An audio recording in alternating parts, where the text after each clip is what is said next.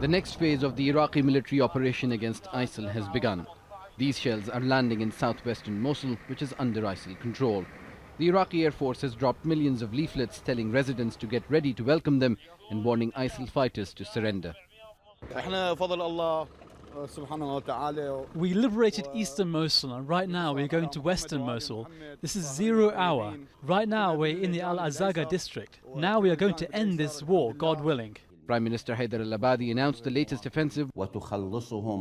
Our main mission is to liberate the people before liberating the land. You have done a great job by liberating other areas, by taking care of people, including the displaced people, and by providing services for them. In the last 4 months, Iraqi forces have surrounded Mosul.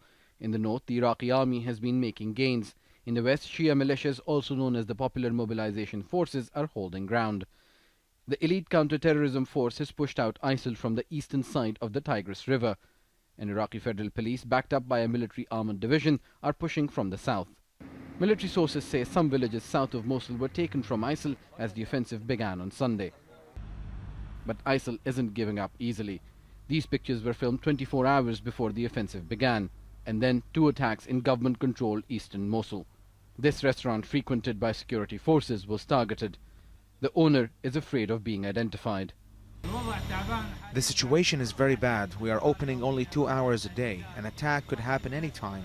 ISIL threatened to carry out more attacks when civilians and security personnel gather around restaurants and cafes. That's why we are so afraid. An estimated 750,000 people are living in ISIL-controlled western Mosul, and aid agencies are warning that they are at extreme risk.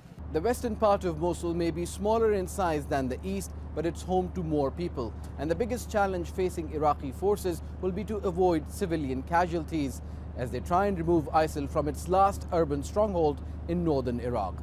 Osama Bin Javaid, Al Jazeera, Erbil.